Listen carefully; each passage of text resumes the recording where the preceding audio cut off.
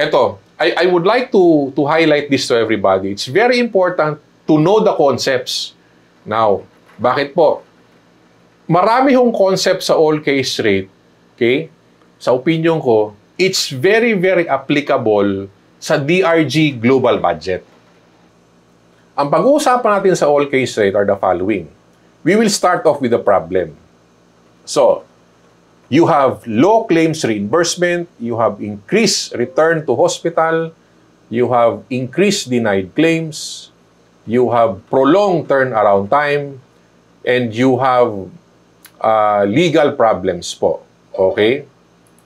So, who among you can relate to the problems listed here? Number 1, number 2, number 3, number 4, number 5. May I know ho, saan ho yung bulk ng problema ninyo? Is it number 1? Is it number 2? Okay? Is it number 3, number 4, or number 5? Okay? Kindly indicate the number ho para malaman ko ano ho yung marami. We have number 4. Okay, operational yung doc. Okay? Mas madali yun. What else? Yung others po. Saan dito yung bulk ng problem? Number 3, denied. Okay po. Thank you very much. What about the others? Number 2, RTH. And we have all of the above. Okay.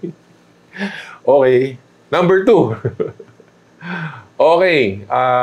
Noted. Okay, number 2. Number 2. Okay. So, now we have number 2, okay. Return. Okay. DOH retained. All of the above. Okay. Madali lang yan, doktora. There is light at the end of the tunnel. Okay. Okay po. Ito na, pahabol, Dok. Ano, level 3 kayo, no? Tama ba? Hindi ko ma-recall eh. Level 3? Okay. Di mas enjoy, level 3. So, thank you very much po. Now, a little, konting intro. Ito po. Pag sinabi nating denied, okay, we're talking here of rejected claim. Hindi ho ito babayaran. Okay, but pwedeng i-appeal. Kapag RTH naman po, we're talking here, the claim is given back to the hospital for correction and compliance. Okay, so, you need now to give it back to PhilHealth, okay, in a specific number of days. Again, I will assume na alam na ninyo yan. Now, here's the thing. Okay? I want to give this to you or present this to you. I actually use this in many of my presentation, no? Be it from the basic or other webinars. Okay? Dahil napaka-importante ho na to. Okay? It really gives a clear picture kung ano ho ang issues and concern ng hospital. So here, we have the data coming from COA, Commission on Audit. They were tasked by by Congress to do a performance audit. So ito ho ang result. Okay? I hope makita ninyo, no? But if you are using a mobile phone, mahihirapan ho kayo. But, sige, tingnan nyo po. RTH ho ito.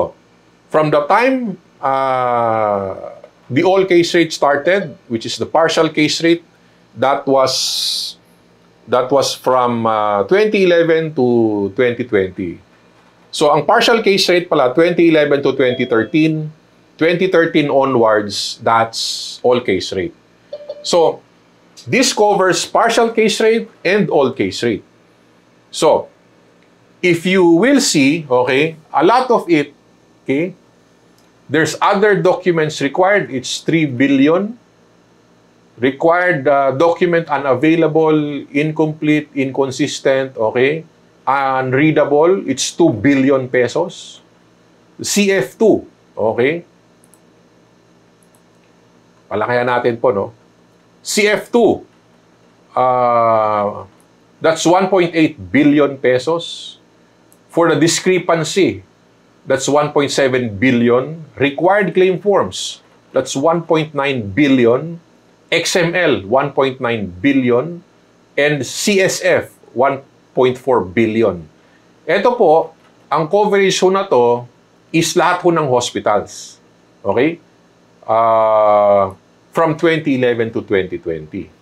Now, I want you to take note of this. ito ho ang sabi ni COA. Ano ba yung general description ng problema? It's all about, ang problem ho, ito, incomplete documentation. So lahat ho ng nakita ni COA, okay, 10 ho ito ha. So, the problems or the reasons for RTH listed by COA, okay, out of the 10, 9 of them, the general description is basically incomplete documentation. So if ang problem po ninyo is number, ano ba yung kanina? Number 2 or number 3, okay? Umiikot lang ho ang problema sa incomplete documentation. Okay? Ulitin natin ha. Hindi ko ho data ito, data ho ng COA. And this is very reflective even up to now. So, it involves so many billions of pesos. But, okay, the problem or the cause is basically incomplete documentation. Now, let's proceed to denied claims.